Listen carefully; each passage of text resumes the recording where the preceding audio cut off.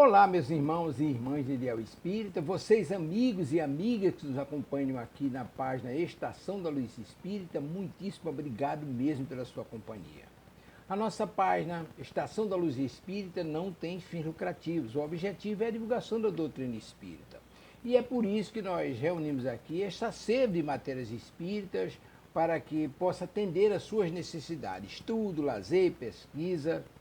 Você encontra aqui na nossa página Estação da Luz Espírita os livros da codificação, obras suplementares, entrevistas, palestras e os programas da Web Rádio Estação da Luz de Natal e Web Rádio Cristo Consolador de São Paulo. Ou seja, um acervo que atenda às suas necessidades, sem fins lucrativos. O objetivo é a divulgação da doutrina espírita. E agora eu convido você para nos acompanhar na reprodução de mais esse trabalho imperdível. Muito obrigado mesmo pela sua companhia e vamos juntos!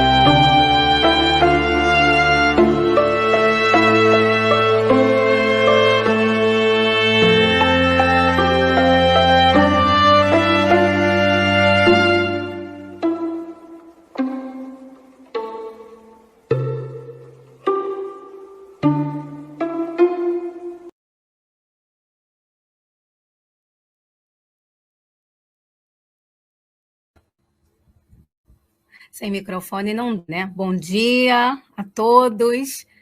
Então, agradecemos aí os que mais uma vez estão aqui no nosso estudo, aos nossos parceiros, né? A TV7, a RAI TV, né? O GLAC de Leco, e em especial a todos os que estão aí nos assistindo e nos acompanhando para mais esse estudo. E para os trabalhadores aqui incansável. Bom dia a todos.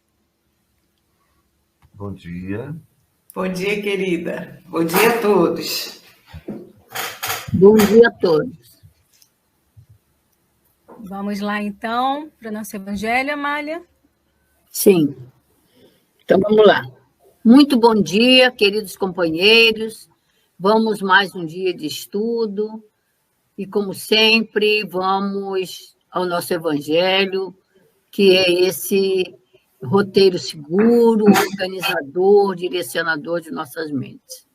Então, estamos hoje para o estudo da manhã, preparatório, no capítulo 15, Fora da Caridade não há salvação, o maior mandamento. Mas os fariseus, sabendo que Jesus havia fechado a boca aos saduceus, reuniram-se. E um deles, que era doutor da lei, veio fazer-lhe esta pergunta para o tentar: Mestre, qual é o maior mandamento da lei? E Jesus lhe responde: Amarás o Senhor teu Deus de todo o coração, de toda a tua alma e de todo o teu espírito. Esse é o maior e o primeiro mandamento. E eis o segundo, que é semelhante ao primeiro: amarás o teu próximo como a ti mesmo. Toda a lei e os profetas estão contidos nesses dois mandamentos. Comenta Kardec para nós: caridade e humildade. Este é o único caminho para a salvação. Egoísmo e orgulho, este é o da perdição. Tal princípio está formulado de maneira precisa nas seguintes palavras: amarás a Deus de toda a tua alma e a teu próximo como a ti mesmo. Toda a lei e os profetas estão contidos nesses dois mandamentos. E para que não houvesse dúvida na interpretação do amor a Deus e do próximo, acrescentou: e eis o segundo mandamento, que é semelhante ao primeiro. Isto quer dizer que não se pode amar verdadeiramente a Deus sem amar o próximo, e nem amar o próximo sem amar a Deus. Portanto, tudo que se faz contra o próximo é contra Deus que se faz. Não se podendo amar a Deus sem praticar a caridade com o próximo, todos os deveres do homem se acham resumidos nessa. Fora da caridade não há salvação. Então, meus irmãos, vamos agora sob a emoção dessa lição tão linda de Jesus, que nos ensina a importância do amor, da compreensão, da amizade, enfim, da união. Vamos elevando o nosso pensamento ao Mestre Jesus, a Deus nosso Pai. Antes de mais nada, para agradecer pelo amparo dessa espiritualidade que nos ajuda nesse estudo tão gratificante, onde estamos estudando os ensinamentos de Jesus de uma maneira tão especial, trazida por nossa querida Amélia Rodrigues, a quem também, nesse momento, emitimos as nossas vibrações de gratidão. Com muita alegria, então, em nosso coração, nós iniciaremos, Senhor, sob a Tua permissão, sob a Tua proteção constante, sobre o amparo dos Teus mensageiros, nós iniciaremos o nosso estudo na manhã de hoje, e que Deus, então, esteja conosco, como sempre, e que possamos, de nossa parte, iniciar o nosso estudo com grande alegria e grande gratidão. Graças a Deus, Senhor. Graças a Deus. Então, vamos assim, né? Só lembrar a mensagem do Dr. Herman de ontem, né? Pela ocasião do aniversário da casa. Ele diz: a Casa Espírita, como digna representante das lições do nosso Mestre Jesus no ambiente terreno, precisa sempre demonstrar o amar a Deus acima de tudo e ao próximo como a si mesmo. Está tudo aí, né? É tão fácil, né, Amália? É só amar, né? Mas, nossa, como para nós é difícil. Está sempre lembrando e relembrando para a gente, né? Para a gente valorizar o trabalho. Exato. Não esquecer a diretriz. Exatamente. Vamos lá, Lore. Vamos lá, Jane, traz para nós, então, coração, o slide anterior, né? Para a gente só lembrar o que nós estudamos na semana passada. Então, opa, só um instantinho, até que se organize aqui para nós. E aí a gente já vai entrando num momento de reflexão. Opa, agora. Então, sopravam os ventos frios que chegavam de longe, musicados pelo bulício das estrelas balançantes. A terra estoava sob a gramínea orvalhada. O mestre sentou-se e encheu-se de profundo sofrimento. Era assim, sempre assim que ele ficava após a deserção dos convidados ao banquete da luz. A expressão de mansuetude e perdão que lhe brilhava nos olhos mergulhava em lágrimas. agasalhada em leves tons de amargura. Assim o encontraram os discípulos. Interrogado, respondeu: quão dificilmente entrarão no reino dos céus os que têm riquezas. Então, a gente, né, conversamos um bocadinho sobre esse texto e a gente, de alguma forma, me parece que a gente fechou as ideias. Alguém de vocês teria algum aspecto, assim, a fazer um complementozinho breve para a gente, então, passar para outro slide? Amália, Leni, Rosângela. Eu só enfatizaria, né? Só enfatizaria que Jesus, ele doía nele cada vez que ele observava que a quem ele falava não havia alcançado o entendimento, né? Então, em nenhum momento ele deixaria, abandonaria, viraria as costas para nenhum deles, como nenhum de nós, mas doía nele, né? Doía, entristecia, porque o pessoal pensa que Jesus não sentia nada, o que é superior, é um grande engano. Eles se entristecem, sim, porque o desejo dele é vê-lo crescer, ver, né, o espírito começar a entender, pelo menos, né, o convite ao reino de Deus, né? Então, é Até isso. mesmo, E a questão da riqueza, que ele não condenou riqueza em nenhum momento, né? Até mesmo porque riqueza e pobreza são dois mecanismos de leis, né? Para o aprendizado do espírito, para a elevação do espírito, né? Então, a gente precisa compreender tudo de acordo com o mecanismo divino, que é esse que Jesus jamais desobedeceu. Fala, Leni. Até mesmo porque ele sabia que aquele rapaz já estava preparado. E foi uma opção pessoal não seguir. Né? Quando Jesus chamou, né, ele já estava preparado para atender aquele reino de Deus, a mensagem de Jesus. Ele tinha compreensão já. E aí, quando Jesus percebe que ele se recusa àquele convite, Jesus se entristece, né? Porque a pessoa já estava preparada, já não era um... Porque eu acho interessante, porque Jesus fala por parábolas, aqueles que conseguem, né, entender, né, a proposta da parábola se sensibiliza com ela. Mas uns vão achar que a historinha é conto de carochinha, né? E, no entanto, tem sempre um sentido profundo as parábolas. E aí, naquele momento, quando ele se nega a aceitar o convite de Jesus, Jesus se entristece, porque ele já estava em condição de entender e dar bons frutos, né? É isso que eu ia dizer. Rosângela?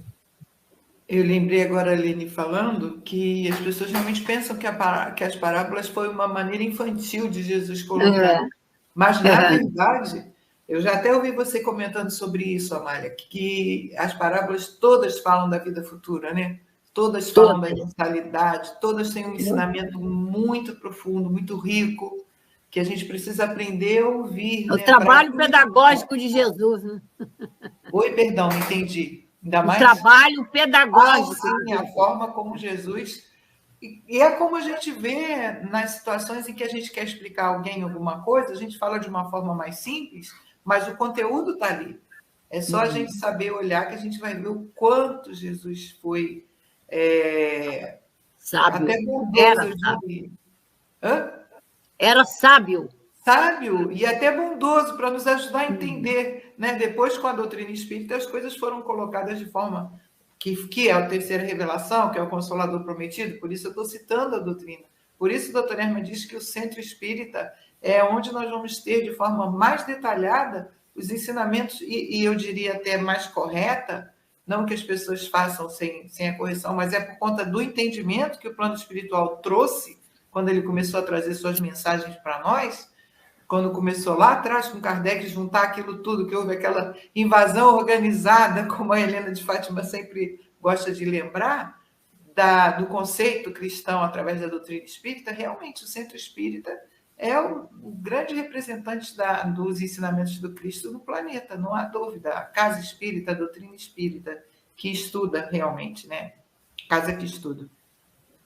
Então é isso, aproveitar bastante, né, gente, para a gente fortalecer a nossa visão de vida futura. Vamos em frente. É isso mesmo. Eu me lembrei agora, em relação a esse parágrafo, o mestre sentou-se e encheu-se de profundo sofrimento. Eu fiquei pensando no seu dia final. No seu dia final, né, quando ele está diante daquelas pessoas que o colocaram na cruz, e ele fala: Pai, perdoa-os, porque não sabem o que fazem. Então, repara só, naquele momento o sofrimento era físico, né? Mas também o seu sentimento, de alguma forma, observava aquele grave equívoco, inclusive da população apupando, né? Aprovando aquela medida, né? Quando da escolha entre ele e o... Como é que era o nome do rapaz? Barrabás. Então, repara só, era um grupo muito grande, né, que pensava equivocadamente. E ele fala: Pai, perdoa-os, eles não sabem o que fazem. Então, a compreensão do Cristo sobre nós, obviamente, ele sempre nos viu como alguém que um dia chegará à condição dele e à condição de espíritos puros. Mas vai dizer que isso não o afetava? A gente não pode dizer, não é mesmo? A gente não pode dizer. Então, com certeza. É como se fosse um alerta para que nós, né, cada vez mais, né, estejamos integrados ao pensamento, ao sentimento, ao ensinamento, ao exemplo do Cristo, para que não ofereçamos para ele esses momentos de sofrimento, né, se assim é que a gente pode pensar. Podemos passar para o próximo slide, então, meninas? Podemos? Então, vamos lá. Jane, por favor, assim que você puder. Ótimo, obrigado. Olha as imagens aqui casando aí com o texto, né? Uma semana depois, Cesareia era a capital do ócio, do prazer. Situada ao norte da planície de Saron e a 30 quilômetros ao sul do Monte Carmelo, foi embelezada por Herodes que, no local, mandou erguer grande porto de mar, caracterizado por colossal quebra-mar, enriquecendo-a com imponente templo onde se levantava descomunal estátua do imperador. Esse porto valioso, sobre o Mediterrâneo, era importante escoadouro de Israel e porta de entrada marítima, onde atracavam embarcações de toda parte. As vilas ajardinadas debruçavam-se sobre as encostas pardacentas da cidade, exibindo estilos arquitetônicos variados. Então, a Amélia vem trazendo para nós uma descrição, né, daquela cidade, daquele ambiente que, naquele período anual, né, acorriam milhares e milhares e milhares de pessoas, né, para participar, né, daquele momento de ócio, de prazer. Né? Um grupo buscava ali, né, nós iremos ver em seguida, as competições. Outro grupo, de alguma forma, que ia participar das mesmas. Outro grupo ia apostar nas mesmas. Né? Então, a gente vê outros iam fazer negociações. Negociações as mais variadas. Então, a gente vê, né, mesmo nessa descrição, que era uma cidade que atraía muitas pessoas. Né? E a gente vê justamente esse aspecto, não vamos condenar, porque era a questão do momento, e nós precisamos também um pouco de descanso, um pouco de lazer, um pouco de distração, um pouco de algo que, de alguma forma, nos relaxe, né, dos compromissos do dia a dia, nos preparando para a próxima jornada. O que a gente vê aí é que, na realidade, aquilo tudo era uma visão assim, muito material da vida. Aquilo era o aspecto principal daquele povo naquele ano. Então, é como se esse menino, né, o moço rico, o mancebo rico, ele estivesse assim, muito atraído àquilo ainda.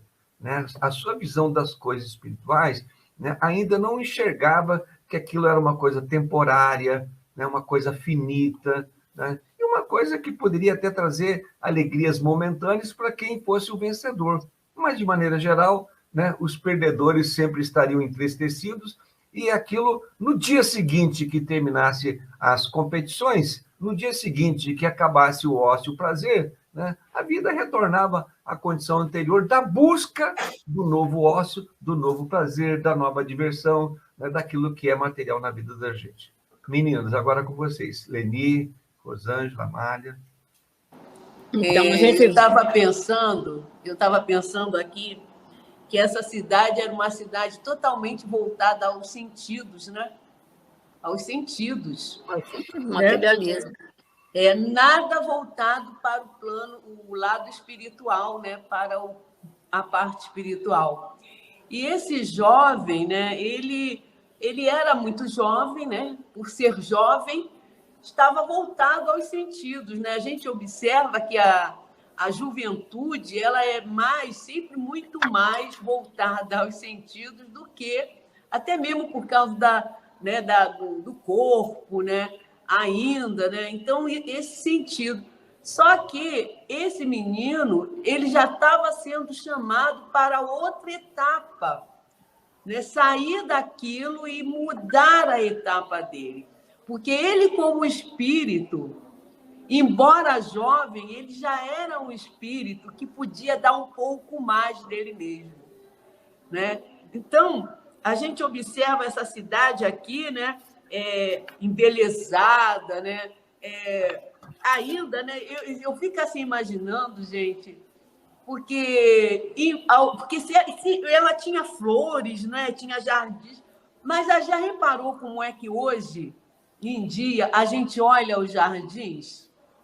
Quando vocês entram no jardim, né? Que tipo de sentimento vocês sentem? Nós que estamos estudando, né? Assim, mais detalhadamente a doutrina dos espíritos, qual o sentimento quando vocês veem um jardim florido? Né? A grandeza de Deus, né? A beleza de Deus. Isso, pensamento, né? A gente pensa logo em Deus. Naquela época não tinha isso. Né? Quando a gente vê uma praia era bonita, um lugar bonito, né? Eu nunca esqueço, Amália, quando a gente estava lá em Tambezinho, lá em cima, né? Quando você olhou para baixo, né? Quando a gente fez aquela caminhada, aí você olhou para baixo assim, você abriu os braços, a Amália abriu os braços e falou assim, nossa, que grandeza de Deus. Eu jamais esqueci isso. Porque a gente lá de cima, a gente via aquele vale enorme, lindo e maravilhoso. E aí, quando ele fala aqui, né? Os jardins, né, as vilas enjardinadas debruçavam-se sobre a encosta pardacenta da cidade. Olha o detalhe de Amália aqui. Encosta pardacenta. Isso é um detalhe que a gente tem que parar para pensar, porque ela fala, as vilas ajardinadas debruçavam sobre as encostas pardacentas, exibindo estilos arquitetônicos variados. Quando ela fala da vila ajardinada e ela coloca a parte, né, arquitetônica, ela mostra aí o contraste maravilhoso, Amália, nesse momento, né? Amélia, né? Nesse momento. Então, a gente vê um contraste ali, embora todos estivessem ali, né? Voltado aos sentidos, mas a beleza natural estava se apresentando naquele momento, que deveria ser, com certeza, estimulante para aquele que já estivesse despertando para o espírito, né? Esse sentido de ver a natureza, nessa beleza da natureza.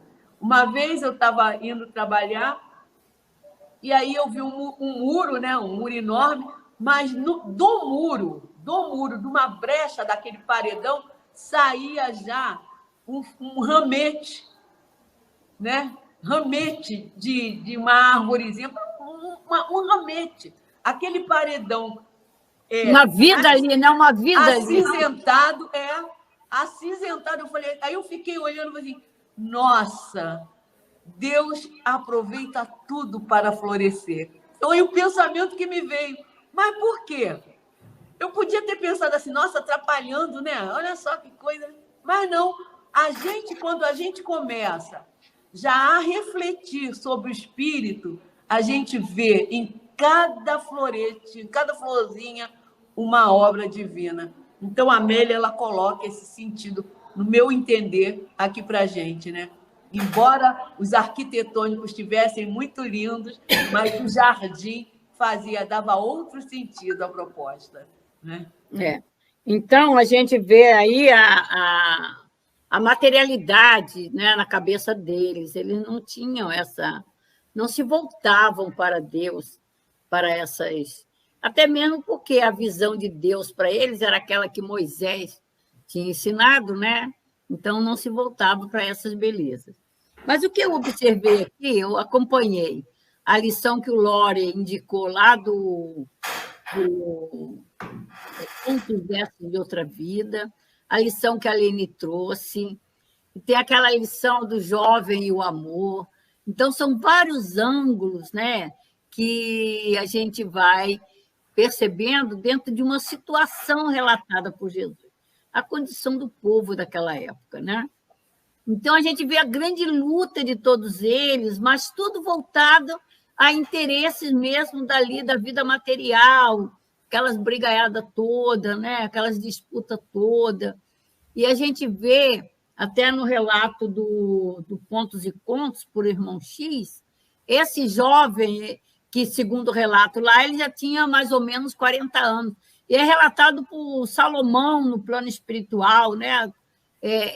A visão, né, dos espíritos com relação àquele jovem de 40 anos, mais ou menos, que tinha lá um poder de riqueza muito grande, mas ele tinha lá, na verdade, quando ele busca Jesus, ele nem era propriamente com aquele interesse de conhecer a vida eterna ainda, né? Até mesmo porque o apego dele à vida material era grande. Ele tinha lá um interesse político também, né? Ele tinha, na verdade, um interesse político, mas ele não sabia. Jesus era tão grande para eles, né? Mexia tanto na alma deles que ele sentia-se constrangido de chegar e falar com Jesus, né? E falar da sua verdadeira intenção, né? Mais ou menos no relato lá que está no Contos Dessa e de Outra Vida, né? Que o Lore viu. Eu achei muito interessante, Lore.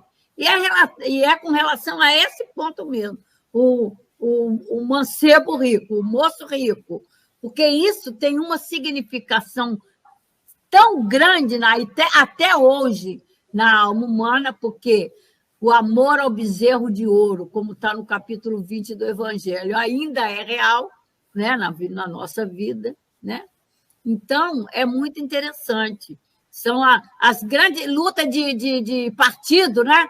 Luta de partido, porque no relato lá do Contos Dessa e de Outra Vida, no finalzinho do relato, diz assim, ó, a fusão dos agrupamentos religiosos, que era mais ou menos isso, né? Aquele sentimento de querer modificar o outro, dominar o outro, ainda era muito isso, né? Aquele interesse. A fusão dos agrupamentos religiosos do mundo é assunto muito velho. É aconselhada com ardor aqui e ali. Entretanto, quando se fala em esvaziar a bolsa, então ele queria fazer um monte de coisa ali, mas não queria mexer no poderio dele do que ele tinha, né? Então, quando Jesus faz esse convite de deixa tudo que tens, aquilo não tinha como eles entenderem aquilo ali. Não tinha como eles entenderem aquilo ali. Aí, um outro ângulo, para não ficar falando muito, esse materialismo na cabeça deles com relação à grandeza dos templos, né? A suntuosidade. Porque, na verdade, quer dizer, pobreza e riqueza existia ali, que Jesus não condenou nenhuma nem outra, como a gente já falou. São mecanismos de leis, então não há, né, nesse sentido. Mas a verdade é que quem não tinha até invejava aquilo, né? E eu me lembro dos discípulos de Jesus, com Jesus, diante do Templo de Jerusalém, desse que está, né? Esse templo, esse poderio, né, material ali que Herodes, né, foi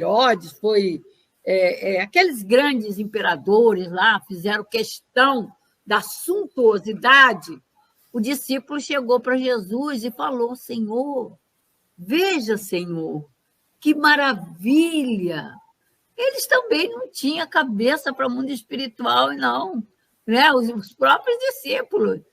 Então, o trabalho de Jesus estava ali também. Eles já tinham condições, melhor do que os outros, mas eles não tinham. Era a educação do mundo na cabeça deles. Na educação do mundo, eles estavam mergulhados nesse mesmo contexto. Mestre, veja, mestre, a suntuosidade, a grandeza desse templo. E aí Jesus diz para ele assim: em verdade vos digo, não ficará pedra sobre pedra. Olha, isso eu acho tão profundo, que é a grande verdade. Até com o suntuoso edifício que é o nosso corpo físico, não ficará pedra sobre pedra. É isso, Lória? Acho que essa visão aí também faz parte do que a doutrina trouxe para nós, né? Porque a mutabilidade da matéria é uma coisa absurda, né? Então, muda muito. Hoje, a gente já enxerga, até pela experiência dos séculos para trás, a gente já enxerga que provavelmente... Olha a nossa vida, nós 4 que estamos aqui. Quando é que nós, aos 20 anos, imaginávamos uma situação como essa que a gente está de 20? Não, pode botar mais, aos 40 anos. Já havia até o computador, já existia quando nós tínhamos 40 anos. Mas jamais a gente ia imaginar que íamos chegar a um 5G que vai permitir que os lugares equipados com 5G façam reuniões com a imagem da pessoa holograficamente ali ao vivo. Quando a gente vê no plano espiritual, quando tem as orações que descem os espíritos de outras... As imagens, eles não descem, as imagens são projetadas ali. Hoje a gente entende o que ele quis dizer. Eu lembro que eu fiquei tão impressionada naquela época, quando eu vi ele falando de telão, eu falei, gente, isso deve ser bacana demais e tal. Olha, a gente já passou pelo telão, já também. Então, assim, é compreensível. Eu acho muito bonitinho nos discípulos que eles reclamavam, né? Eles falavam, nós estamos acostumados a pescar para viver, a sobreviver. O senhor vem e nos fala de um mundo, que mundo é esse? Deve ter sido, gente, um nó, tadinho, na cabeça deles, né? Mas o amor de Jesus é uma coisa, a paciência dele com eles, né? De ver os erros, Pedro com aquele jeito dele tão... Até Jesus não havia nem erro, né, Rosângela? Ele via a limitação deles, né? Por isso que uma vez eu perguntei ao doutor Erma sobre o perdão. Eu falei, doutor Erma, eu tenho muita dificuldade de entender o perdão, porque eu penso, por exemplo, em espíritos muito elevados, né? O próprio Cristo, vamos começar com esse exemplo. Claro que o Cristo, para nós, é o nosso modelo, está lá no Livro dos Espíritos, então a gente tem que pensar no Cristo. Aí eu pensava, meu Deus, como que Jesus não perdoou ninguém? Ele compreendeu a todos, ele mesmo dizia, né? Não há o que perdoar, não há o que se desculpar. Aí a gente fica pensando, então o perdão é uma necessidade nossa de evolução, porque a gente tem que ter um mecanismo que nos ajude a superar aquilo que o outro faz conosco. Mas quando nós formos o Antônio de Aquino, com todo respeito a esse espírito que o Altivo sempre disse que tinha imenso amor, eu não consigo imaginar Antônio de Aquino perdoando, eu imagino Antônio de Aquino compreendendo. Aí ele falou assim para mim, é isso mesmo. Por isso ele tem uma mensagem que o título é da compreensão ao perdão. Porque a compreensão realmente, ela quase que elimina a necessidade de perdoar. Você entende, agora, claro, que isso para nós é um futuro, né? Porque a gente entender aquele que nos maltrata, causa dor, prejudica, é difícil. Então, assim, o que a doutrina faz? Ela levanta o véu. A gente já consegue ver, mas vê lá longe. Não vê que vai ser hoje, né? Vê lá longe, vê que ainda vai ser... Mas vê essa caminhada do espírito imortal.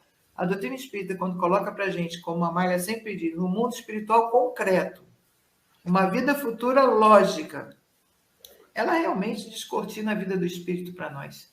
Fantástico, né, gente? Tem que agradecer muito. Muito. Muito bem. Posso falar uma coisinha rápida aqui? Quando a Amália falou a respeito do não ficar a pedra sobre pedra, eu fiquei pensando assim, como deve ter sido triste para os judeus verem o templo ser destruído no ano 70. Não é? Porque o templo, para eles, era tudo, sabe? Então, quando Jesus fala para a gente não ficará pedra sobre pedra, é porque não ficará mesmo. A construção do templo é o templo íntimo que habita na gente. É o reino de Deus em nós. Então, né, a gente, às vezes, né, está muito voltado para a parte material das coisas, né, como a Amália falou, como a Rosângela trouxe, muito voltado ainda para os sentidos, mas o objetivo do Evangelho é essa construção do reino de Deus em nós, esse templo divino que habita em nós. Esse é o grande objetivo, né?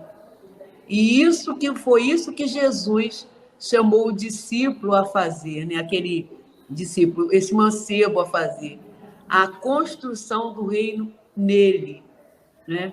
Como ele fala para Magdala, como ele fala para a Samaritana, e ele vai falando para os discípulos, né? Então, mas isso é um grande processo que a gente tem que começar já a refletir sobre, né? Ô, Lore, posso falar mais um pouquinho? Sim, sim, com certeza. Então, no Evangelho, capítulo 12, tem uma... Eu gosto muito de assim, como que mexer um pouco nesse negócio, que eu acho que é algo que a gente precisa pensar muito, todos nós, a humanidade. Quando fala da vingança, sentimento da vingança, ele diz lá, a vingança é um último destroço abandonado pelos costumes bárbaros, que tendem a desaparecer entre os homens.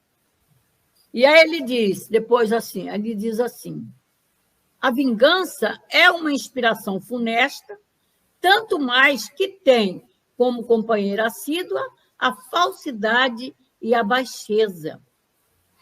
Né? E quando que ele soma também na lição da cólera, que ele chama esse momento de uma insensatez, de uma loucura temporária, mas é.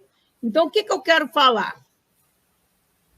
A nível de sentimento, nós trazemos esses resquícios primitivos ainda, resquícios.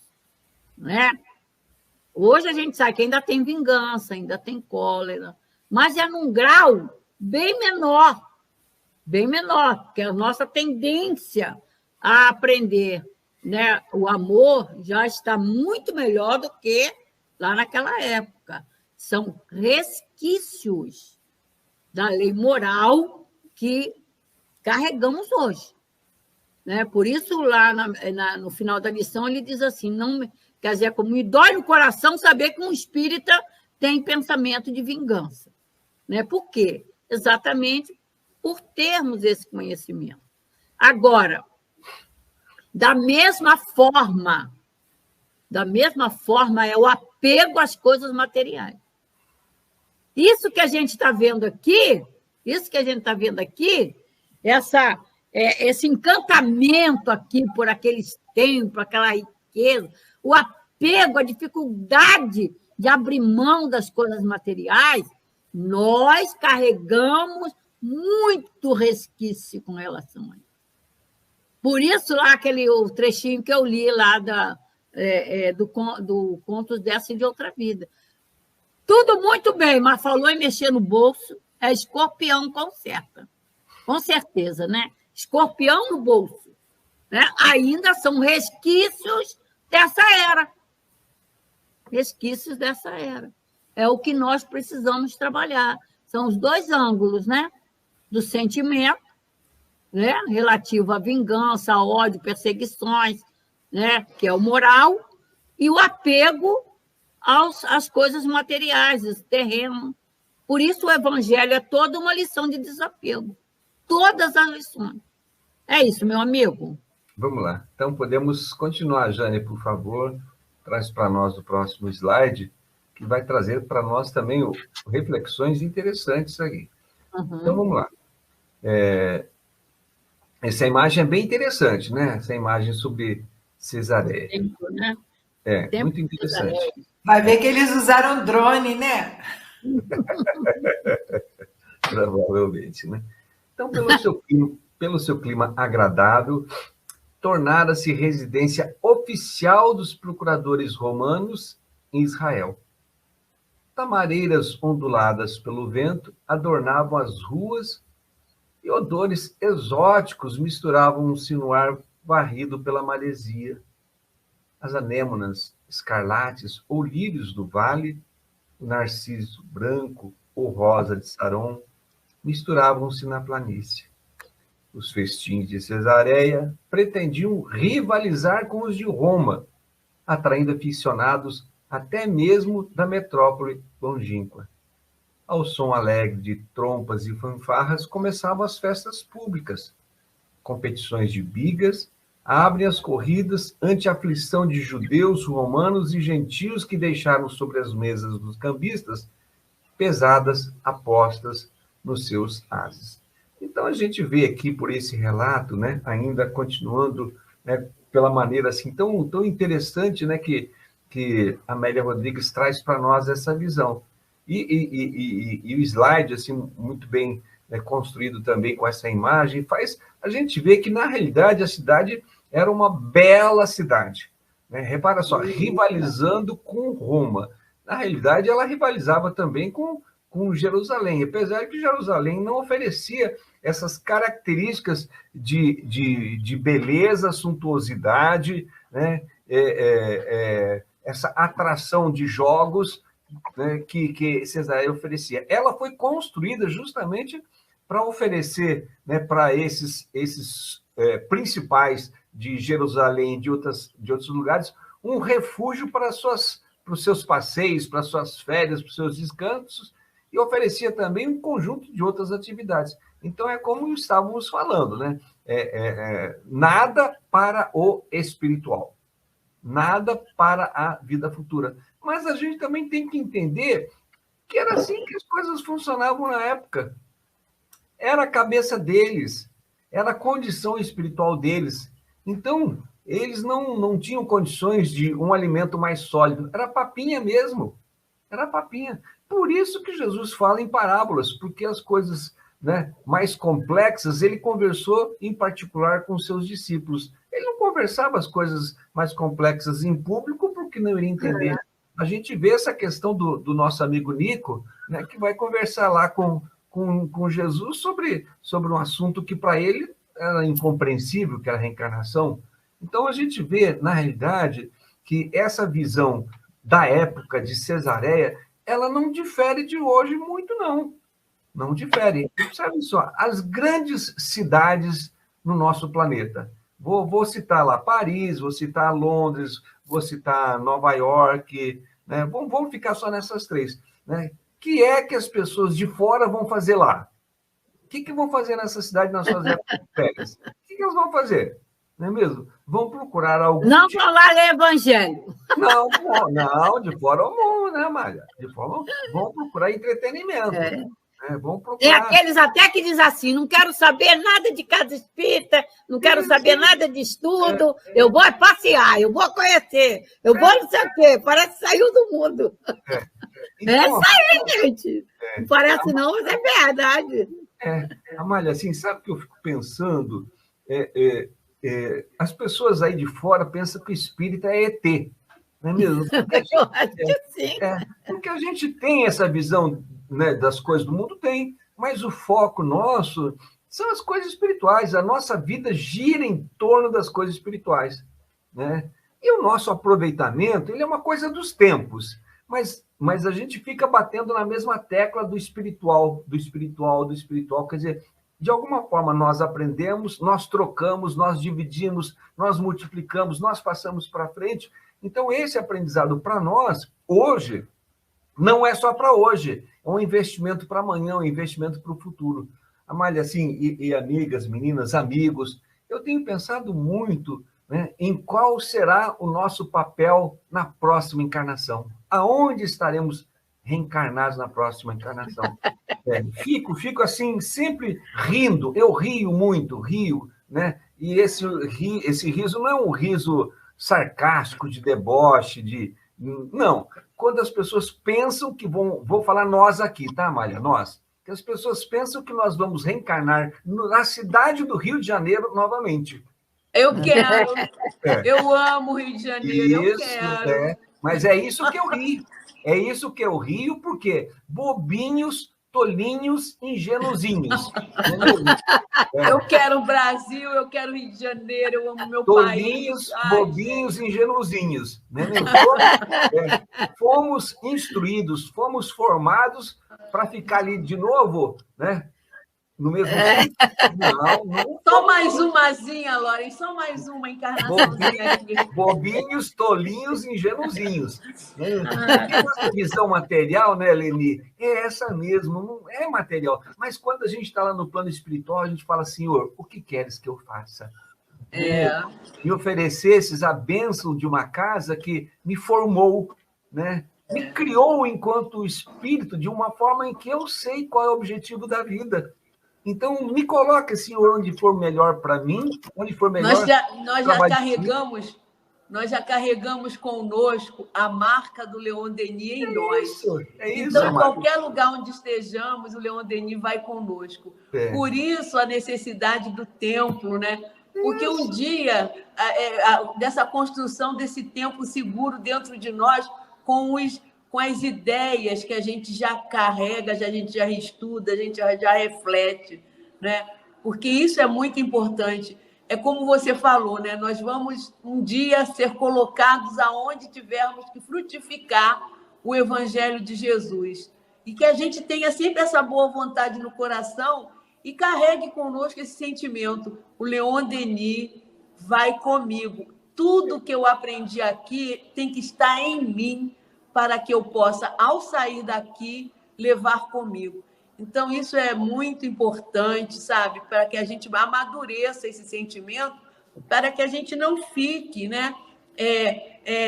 Rodando em torno do próprio umbigo, vamos dizer assim, né? Sem proveito nenhum, nem para a gente, nem para ninguém, né? É muito importante essa sua fala, Lore. Eu, assim, mais de uma vez eu já externei em grupos de estudo, né, que eu não terei nenhuma dificuldade em ir para a África na próxima encarnação. Nenhuma. Mas eu falo assim, Senhor, por favor, que não seja a África muçulmana neste momento. Né? Porque a minha visão de muçulmano hoje, de aceitação das ideias do Cristo, né?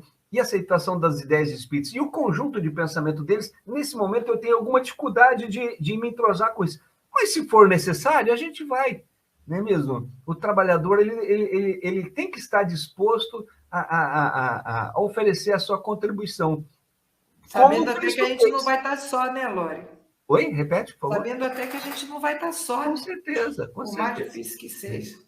Mas é isso, menina. Eu tinha mais coisa para falar, mas eu vou deixar vocês aí, porque vocês com certeza estão com a garganta ali, né, mexendo para poder falar alguma coisinha.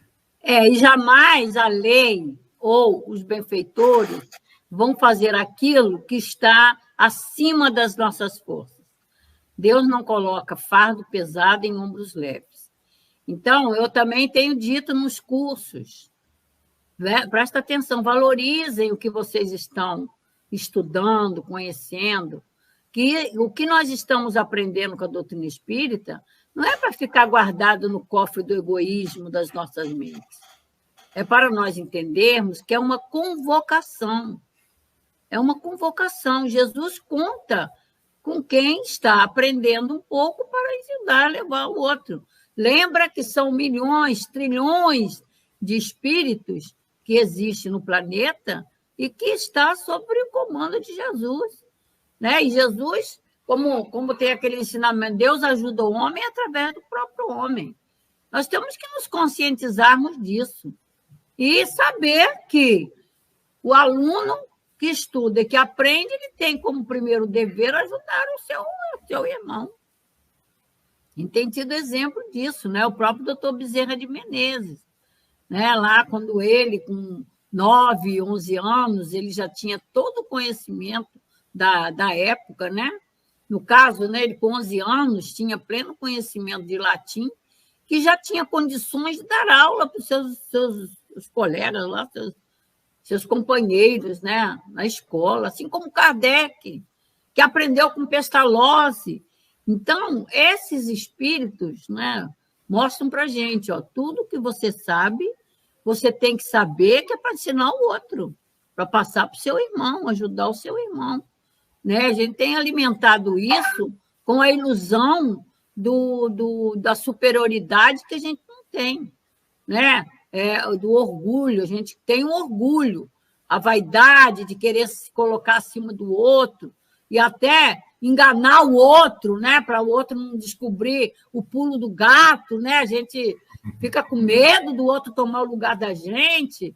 A doutrina espírita vem trabalhar isso na nossa mente, não podemos pensar assim, não. Né? É realmente, como o Lore já lembrou, nós precisamos exercitar muito na nossa alma. Senhor, o que queres que eu faça? Que é aquela lição o que Jesus ensinou lá na oração do dominical. Seja feita a vontade de Deus. É outro ângulo da vida que a gente precisa trabalhar muito. E a doutrina espírita está nos convidando a isso. Você tem que saber o que é fazer a vontade de Deus. Fazer a vontade de Deus não é fazer a sua vontade. Ah, Senhor, eu quero ficar no Rio de Janeiro. Sim, ele vai até dizer, tá, meu filho? Já que você não quer fazer o outro, a gente vai te colocar para ser útil aí. Brincadeira, Leni. Mas é isso aí mesmo, a gente tem que trabalhar essas coisas, né? Eu me lembro que quando, acho que não sei se foi Antônio de Aquino ou Baltazar, né, numa das comunicações, que a gente está sendo preparado para ir para essas terras lá mesmo, o Irã, Iraque, e etc., que Jesus está contando com a gente, o pessoal põe a mão na cabeça, Deus me livre, eu não quero. Mas se Deus quer, a gente tem que querer. Amália, eu me lembrei dos 500 da Galileia. Uhum. Né? Me lembrei dos 500 da Galileia quando receberam do próprio Cristo a incumbência de sair pelo mundo a evangelizar. Então, aqueles 500, há 2000 anos, já se multiplicaram muito, porque cada um deles trazia a mensagem de Jesus e espalharam pelo mundo. Então, a cada convocação nossa, chega a me emocionar, gente, para espalhar o evangelho, né? O semeador saiu a semear. Cada um de nós, apesar de estarmos nesta telinha, aonde isso vai chegar? E por que a gente está no grupo Leopoldo Machado, hein? Por que será? Não é? Aonde essas informações vão chegar e vão sensibilizar cada coração que vê. Uns vão se sensibilizar, mas e outros não. E aí a gente vê, né, que é compreensível, porque o próprio Cristo entendeu aqueles que eles respeitam o nosso livre-arbítrio e a nossa vontade, né? Como ele falou para Emmanuel, né? Quando o Emmanuel, ainda Públio Lentulus, ele fala, olha, né, esse seu momento vai te trazer muitos sofrimentos ainda, se você não aceitar. Então, a gente vê depois as histórias de Emmanuel, o mesmo espírito, né? E hoje, olha quem é Emmanuel na nossa vida, né? Esse grande evangelizador, né? Então, é que a gente possa ver em cada coração ainda endurecido, né? Esse futuro evangelizador, como fala a doutora Emma para a gente, não sei se vocês lembram, né? O futuro do homem é ser o homem de bem, né? O homem do futuro é o homem de bem. Então, é esse sentimento que a gente, ao evangelizar, a gente tem que carregar conosco, né? Então, esses 500 da Galileia que saíram a evangelizar estão espalhados ainda pelo mundo, acolhendo, né? Evangelizando, frutificando 100 por 1. Graças a Deus, né? A gente tem que agradecer muito, Porque nós aqui do Centro Espírita Leon Denis, quantos somos? A gente tem ideia aonde vai chegar essas mensagens que são lidas, essas páginas que são distribuídas? A gente não faz ideia disso, gente. A gente não faz ideia, sabe? Nos centros espíritas espalhados pelo mundo, a gente não faz ideia. Então, é esse mancebo que naquele momento estava envolvido com as coisas materiais. Aí, mas aonde está esse espírito hoje? Não é? Aí, como ele está, né? Então, é essa a nossa visão, a nossa visão de futuro, né? É como você falou. Aliás, quem falou foi o Loren, né? Ai, meu Deus, quem falou, né? Que nós estamos aqui justamente para dar continuidade e frutificar, né? Então, vamos nessa, gente. Vamos arregaçar as mangas e que seja feita a vontade de Deus, né? Como falou Paulo, Senhor, o que foi isso? Senhor, o que queres que eu faça? É isso, Senhor. É esse o objetivo, então estou pronto. Senhor, deixa eu arregaçar as mangas e vou. Ou para onde me mandarem, né? Então, é esse sentimento que a gente tem que ter no coração, né? Além fronteiras, isso mesmo, Graça. É isso aí, Graça. A Mária sempre fala, além fronteiras. Rosângela? É isso mesmo. Não, querido, não tem nada para completar, não. Tá? A gente eu tenho, então. Lore, a gente podia ler, porque a gente já falou bastante sobre esse assunto, e não tem, assim, o que tem é uma descrição do que vai acontecer com o rapaz, né? Para ver se a gente fechava esse capítulo, eu só queria colocar aí, Rô, já queria colocar aí duas coisinhas rápidas. Essa questão da cesareia, né? Que foi muito bem colocada, aquela cidade preparada para aqueles eventos, e também as competições.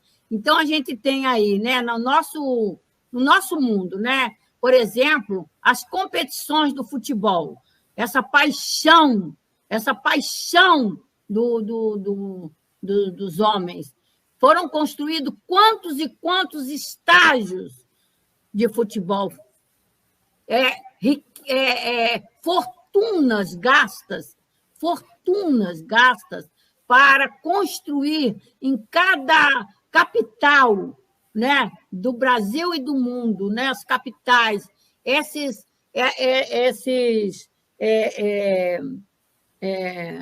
estádios, né, estádios que hoje muitos estão abandonados, né? E a outra coisa é essas festas, né, que continua essa coisa toda do carnaval, como está ali em Cesareia, né? As fanfarras, as trompas, as músicas excitadoras, né? Essas coisas que eu falei, que são os resquícios dessa era que nós ainda vivenciamos hoje. Só isso. Muito bem. Então, a gente também já está com o nosso tempo, né, bem próximo do encerramento, mas vamos começar lendo, viu, Jane, por favor, o próximo slide. Não é o próximo para a gente repetir semana que vem. Exatamente, né? Então, trazemos aqui uma imagem interessante, né? E que, de alguma forma, ela vai mostrando já, né, como será o final desse nosso estudo. Então, gladiadores em combates simulados, tocadores de pífanos e flautas, alaúdes e símbolos enchem os intervalos de som e de cor. As quadrigas estão na linha de partida. Os fogosos corcéis, adquiridos aos partos, oriundos da Dalmácia, de Tiro, Sidom e da Arábia, empinam lustrosos ajaezados. Ao sinal, disparam sob estrondosa ovação. Chicotes vibram no ar. Mãos firmes nas rédeas, os guias e condutores dão velocidade aos carros frágeis. A celeridade prende a respiração em todos os peitos. A expectativa fala, sem voz, na pulsação da tarde ardente e empoeirada. Numa manobra menos feliz, um carro vira e um corpo tomba na arena, despedaçado pelas patas velozes em disparada. Então, mais uma vez, né, uma descrição interessante que parece que nos remete para para aquele ambiente que até instantes atrás era um ambiente festivo, né, de alegria para uns, de expectativa para aqueles que estavam, né, fazendo suas apostas, né, muito provavelmente eles ali estavam esperando que, ao final, pudessem conversar sobre as suas vitórias dos seus apostados, né, dos seus dinheiros ganhos, festas, bebidas, etc., etc., mas, nesse momento, ocorre algo que provavelmente ocorria em outras competições, ocorrendo depois, que é justamente a queda, né? É o que é imprevisível. Quem é que pensava que poderia acontecer aquilo? Bota uma camisa que eu vou mostrar você pro Lore. Era algo imprevisível para todos, particularmente, principalmente, para o mancebo rico, para o moço rico, para aquele rapaz, príncipe de qualidade, né? Imprevisível. Na cabeça dele, ele iria competir, esperava ser um dos vencedores, né? E trazer lá os louros para Jerusalém, para Israel. Então, é para a gente ver que essa imprevisibilidade, ela trouxe para nós algumas notícias ao longo da pandemia. Aqueles nossos próximos, né, principalmente da Casa Espírita, imaginavam eles que essa pandemia os levaria? Né?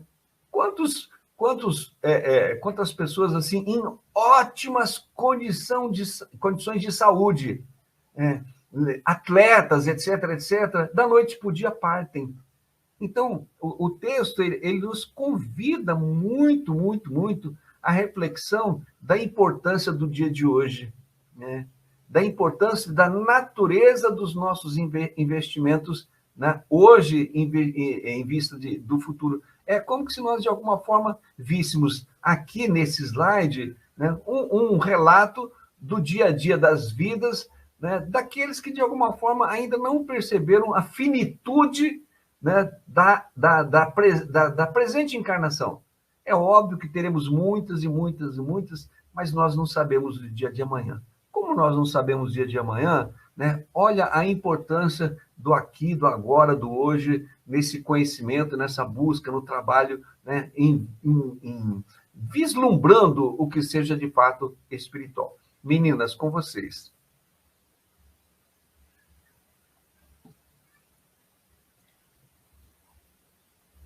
Eu não tenho comentário, não. Não, não. Então, aí... Sim, fala, Rô. Tem não, amiga. Não? Ah, então tá. Realmente é descritivo, né, essa colocação aí, mas realmente é a sequência, né, da festa, como a gente estava vendo, que vai culminar, né, nesse acidente, que é o que ocorre, né, em todas as festas, onde há exacerbação das emoções, né, das pessoas que estão ali entregues às emoções, não estão nem um pouquinho preocupadas com perigo, com risco, nada, né, que possa acontecer. Que aí depois vem o lamento. Né? É igual quando você, por exemplo, está lá com uma dificuldade, né? Estou até lembrando aqui de um fato. Eu estou com um carocinho aqui, mas não vou fazer exame nenhum, não. Aí depois o carocinho da zebra, aí você, ai, meu Deus, por que eu não fiz? Ai, meu Deus, é o arrependimento. Então, é a mesma coisa em todas essas emoções aí, né? Porque um carocinho derruba a gente, né? Um carocinho derruba a gente. Isso. Eu me lembrei, sabe, de uma frase que é muito comum a gente falar. Ah, se eu soubesse. Né? Essa frase é uma frase muito comum. E eu acho que esse momento aqui, esse jovem deve ter... Ah, se eu soubesse, eu tinha ouvido Cristo e seguido outro caminho, né? Porque ele nunca ia imaginar o que ia acontecer com ele, até mesmo porque ele era um homem jovem, né, de 30, 40 anos, cheio de vitalidade, né? habituado a esse tipo de festejos, né? E sempre se saiu bem, né? Recebia louros, aplausos, né? E aquele momento ali foi um momento muito, muito. Então, é essa frase que me veio à mente: ah, se eu soubesse, né? É essa frase que me veio à mente aqui, nesse momento.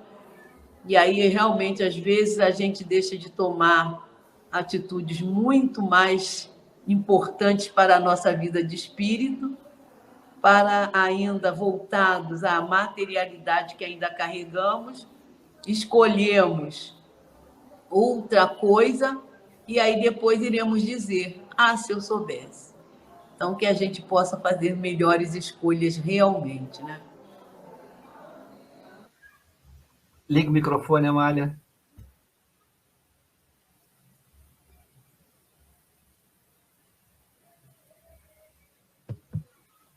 Estou com uma visita aqui, Lore, que eu preciso te mostrar, porque ontem ele perguntou logo de você, só por isso. Coisa tá? boa, Grunal, te ver, meu amigo. Alegria muito grande, que bom. Deus te abençoe, meu irmão. Gosto de você escutar o que ele está falando. Grunal, alegria muito grande te ver, meu amigo. Muito grande mesmo. Bom te ver, bom saber que estás bem, de saúde, firme e forte na luta, na batalha. Deus te abençoe, irmão. É meu irmão, viu, Rô? Meu irmão mais velho. Leni também, tá? Grande abraço, tá, Grunal? Deus te abençoe, meu irmão. Eu imaginei, Amália, porque eu acho até que ele já esteve lá, não teve? Há uns anos atrás? Ele vai Então, eu lembro. Vai hoje lá comigo também. Ai, que bom. Então tá, vamos lá, Bom gente. Segue aí. Bom, vamos fazer a leitura do nosso último slide e penso eu que a gente vai ter que deixar o encerramento dele para a próxima semana, não é mesmo? Isso. Tá? Então, vamos fazer a leitura aqui, só um instantinho.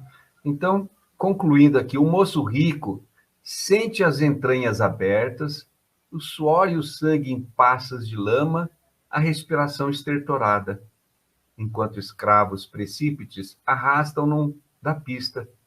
Foge mentalmente à cena brutal que o esmaga, e entre as névoas que lhe sombreiam os olhos, parece vê-lo, silenciando os gritos na concha acústica, tem a impressão de escutá-lo.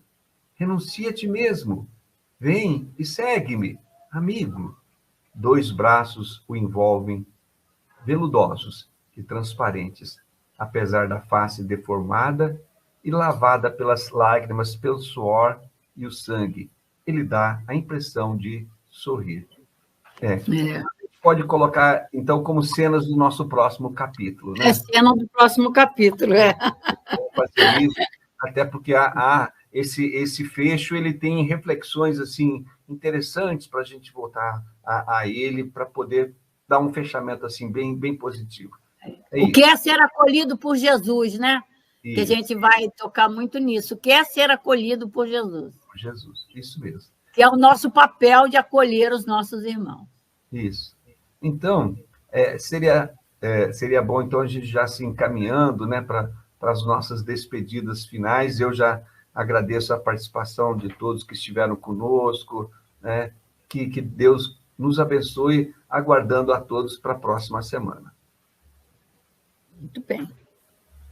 Quem vai fazer a prece final? Ah, não, deixa a Jane entrar, né? Isso, deixa a Jane entrar também para ela dar um alôzinho, mas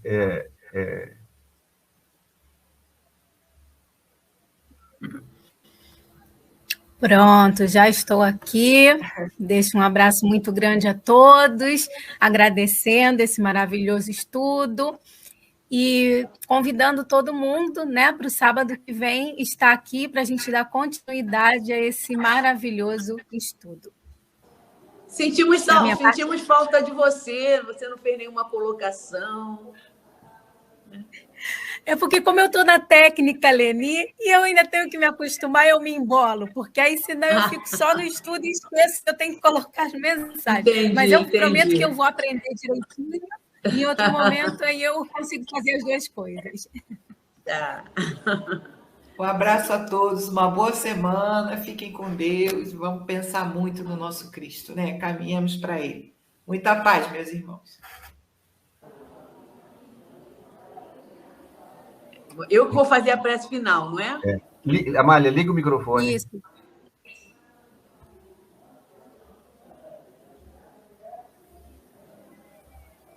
Sim, estou dizendo, vamos à prece final, né? Leni. Isso. Bom, gente, eu sempre digo uma coisa: é sempre muito bom amanhecer falando de Jesus, estudando com a Amélia Rodrigues, né? Então a gente só tem a agradecer. Agradecemos, Senhor Jesus, pela grande oportunidade de aqui nos encontrarmos em Teu nome, estudando, refletindo, analisando toda essa proposta que o Senhor nos traz da renovação do espírito que somos nós. Que possamos, Senhor, aproveitar cada momento, aproveitar cada ensinamento para fazermos dele uma aplicação em nossa vida. Envolve-nos a todos, Senhor, que estamos aqui pelas vias da internet, envolve os lares que estão chegando toda essa mensagem.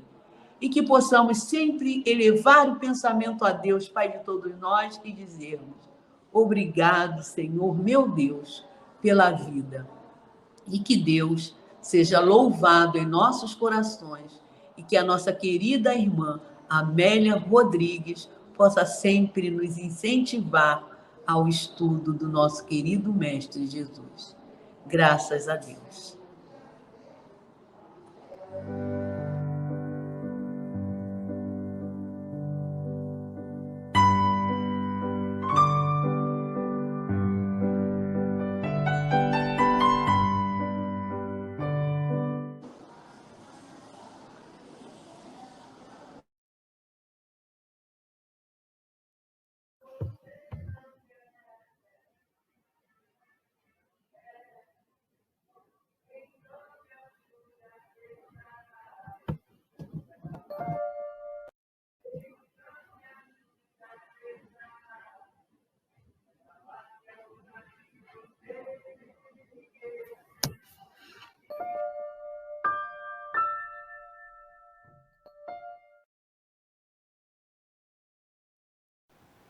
Chegamos ao final da nossa atividade. Muitíssimo obrigado mesmo pela sua companhia e espero você no próximo evento.